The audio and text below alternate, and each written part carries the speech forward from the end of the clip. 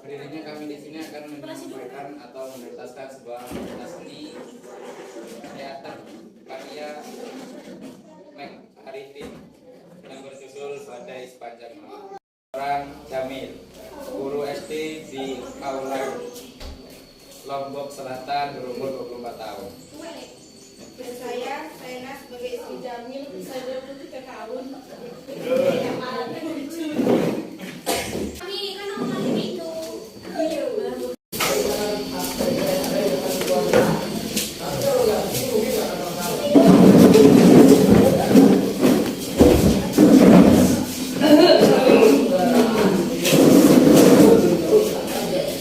Oh, belum tidur juga. Kira sudah larut malam. Beristirahatlah. Besok kan hari kerja. Sebentar saya. Berotot buku memang sudah lelah, tapi pikiranku masih saja mengambang kesana kemari. Biasa kan aku malam-malam. Baiklah, tapi apa boleh aku ketahui apa yang kau pikirkan malam ini? Semuanya. Semua apa yang kau pikirkan selama ini sudah kurekam dengan buku harian Zaina. Perjalanan hidup seorang guru muda yang ditempatkan di suatu desa terpencil seperti Aulan ini merupakan lembaran-lembaran terbuka bagi semua orang.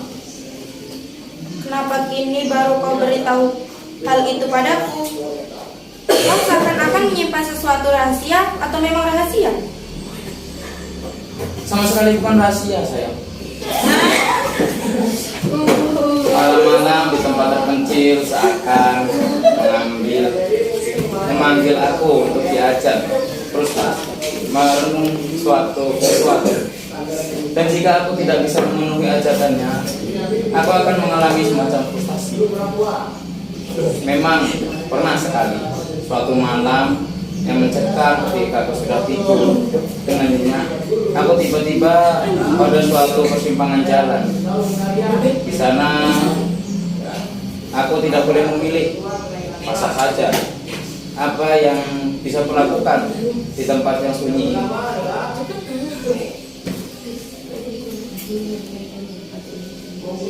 Ini coba kau lihat. Tanggal 2 Oktober 1977. Sudah setahun aku bertugas di Aulan. Sesuatu tempat yang terpacak tegak seperti karang di tengah lautan. Sejak desa ini tertera dalam peta bumi, dari jauh dia angker, tidak bersahabat, panas dan debu melecut tubuh. Dia kering kerontang, gersang. Apakah aku akan menjadi bagian dari alam yang tidak bersahabat ini? Menjadi penonton yang diombang-ambingkan oleh barang tontonannya. Setahun telah lewat dan selama itu manusia ditelan oleh alam.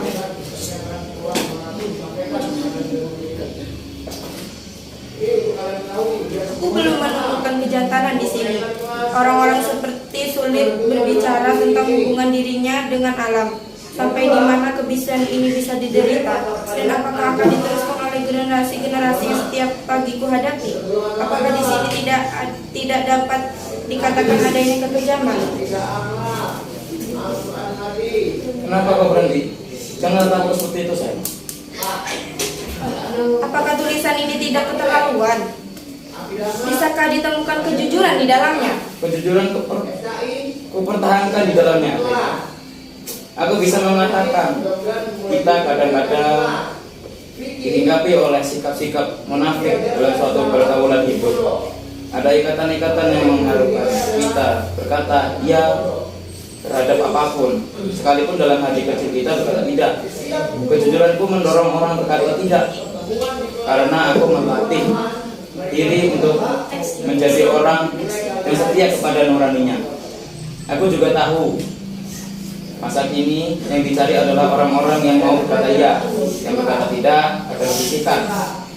Memang sulit, sayang, tapi itulah hidup yang sebenarnya terjadi. Kecuali kalau kita mau melihat hidup ini indah di luar, goblok di dalam. Itulah masalahnya. Aku tidak berpikir sampai ke sana. Pikiranku sederhana saja. Kau masih ingat tentunya ketika kita pertama kali tiba di sini? Ya, setahun yang lalu.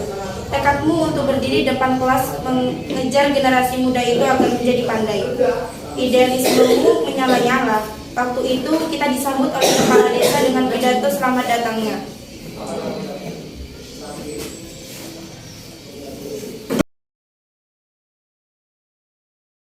Kami ucapkan selamat datang pada saudara Jamil dan istrinya. Inilah tempat kami dan kami harap saudara betah menjadi guru di sini. Untuk tempat saudara berlindung dari panas dan angin. Kau bicara baik-baik saja waktu itu dan semuanya berjalan wajar. Apakah ada yang tidak wajar? Apakah ada yang tidak wajar pada diriku sekarang ini? Kini aku yang bertanya. Jujurkah pada dirimu sendiri penilaian terakhir ada pada hatimu? Dan mampukah kau membuat semacam pengadilan yang tidak memihak kepada nuranimu sendiri? Karena bukan mustahil sikap keras kepala yang berdiri di belakang semuanya itu terus terang. Dari hari ke hari kita seperti terdesak dalam masyarakat yang kecil ini. Apakah masih harus kukatakan bahwa aku telah berusaha berbuat jujur dalam semua tindakanku? Kau menyalahkan aku karena aku terlalu banyak bilang tidak dalam setiap dialog dan sekitarku. Tapi itulah hatiku yang ikhlas untuk ikut gerak langkah masyarakatku. Tidak, saya. Mental masyarakat seperti katamu itu tidak terbatas di desa saja, tapi juga berada di kota. Kau tidak memahami masyarakatmu. Masyarakat itu yang tidak memahami aku. Siapa yang salah dalam hal ini? Masyarakat. Yang menang? Aku. Lalu? Aku mau pindah dari sini. Aku kira itu bukan suatu penyelesaian.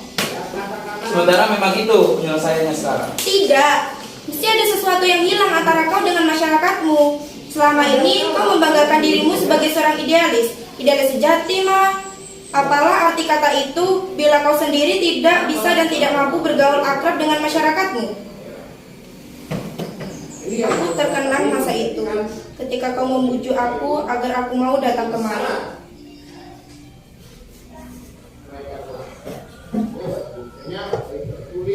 Ini baru itu, Bu. Yang fresh. Gitu aja. Aku mau hidup jauh di kebisingan, Sena. Aku tertarik dengan kehidupan sunyi di desa, dengan penduduknya yang polos dan sederhana. Di sana aku ingin melihat manusia seutuhnya, manusia yang belum dipoles sikap-sikap munafik dan polos, polasan belaka. Aku harap aku menyambut keinginanku ini dengan gembira, dan kita bersama-sama di sana. Di sana tenagaku lebih diperlukan daripada di kota, dan tentu banyak yang dapat aku lakukan. Sudah kau pikirkan baik-baik. Perjuangan di sana berarti di luar jangkauan perhatian. Aku bukan orang yang membutuhkan perhatian dari publikasi. Pergianku ke sana bukan dengan harapan untuk menjadi guru terlandar. Coba bayangin, siapa pejabat yang bisa memikirkan kesulitan seorang guru yang bertugas di Sembadruna? Umpamanya, betul, memang menerima gaji tiap bulan, tapi dari hari ke hari dicekam kesunyian dengan senyum secerah terbayang di bibirnya bila menghadapi anak bangsanya. Dengan alat-alat serba kurang, mungkin kehabisan kapur, namun hatinya tetap di sana. Aku bukan orang yang membutuhkan publikasi, tapi ukuran-ukuran dan nilai-nilai seseorang guru di desa perlu direnungkan kembali. Ini bukan ilusi atau ikauan di malam sepi, Sena. Sedang teman-teman di kota mempunyai kesempatan untuk hal-hal yang sebaliknya dari kita ini. Itulah yang mendorong hatiku untuk melamar bertugas di desa itu. Baiklah sayang, ketika aku melangkahkan kaki memasuki gerbang perkawinan kita, aku sudah tahu macam suami yang kupilih itu. Aku bersedia mendampingimu Aku tahu apa tugas utamaku di samping sebagai seorang ibu rumah tangga, yaitu menghayati tugas suami dan menjadi pendorong utama karir. Aku bersedia meninggalkan kota yang ramai dan aku sudah siap mental menghadapi kesunyian dan kesepian macam apapun. Kau tak perlu gengsi.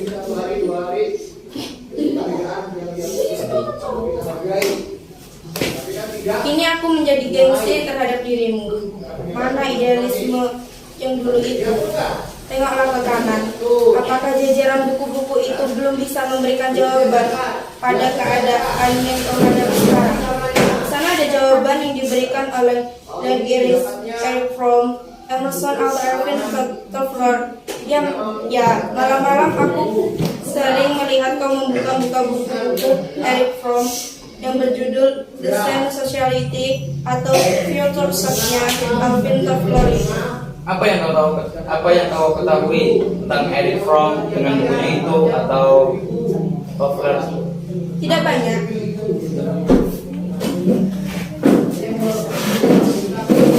Tidak banyak. Tapi yang aku ketahui ada orang-orang mencari kekuatan pada buku-bukunya, dan dia tidak akan mundur walau kehidupan pahit macam apapun disodorkan kepadanya. Karena ia mempunyai integritas diri lebih tinggi dari orang-orang yang menyebabkan kepahitan hidupnya. Apakah kau menyerah dalam hal ini? Ketika kau melangkahkan kakimu memasuki desa ini, terlalu banyak yang akan kau sumbangkan padanya. Ini kasus kau, aku akui. Tapi kini akuilah, kau menganggap desa ini terlalu banyak meminta dirimu. Inilah resiko hidup di desa. Seluruh aspek kehidupan kita disorot. Sampai-sampai soal pribadi kita dijadikan ukuran mampu tidaknya kita bertugas. Dan aku tahu hal itu karena aku kenal kau. Aku sama sekali tak menyalahkan kau, malah diam-diam menghargai kau. Dan hal itu sudah sepantasnya. Aku tidak ingin kau tenggelam begitu saja dalam suatu masyarakat atau dalam suatu sistem yang jelek. Kamu telah membudaya dalam masyarakat itu. Dimanapun kau berbeda. Juga sekiranya kau bekerja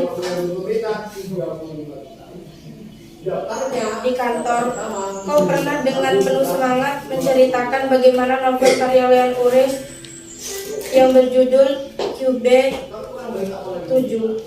Di sana Uris menulis, katamu bahwa seorang manusia harus sadar kemanusiaannya dan berdiri tegak antara batas kegilaan lingkungannya dan kekuatan moral yang seharusnya menjadi pendukung. Betapapun kecil kekuatan itu, di sanalah manusia itu diuji. Ini bukan kuliah. Aku tak menyetujui bila kau bicara soal kalah menang dalam hal ini. Tak ada yang kalah dan tidak ada yang menang. Aku mungkin memang mulai menyadari apa benda yang hilang yang kau katakan tadi. Generasi sekarang memang mengalami kesulitan dalam masalah hubungan antara sesama manusia. Mereka mengalami apa yang disebut kegangguan intelektual. Kita makin cemas. Kita seakan-akan mengalami kemiskinan artikulasi.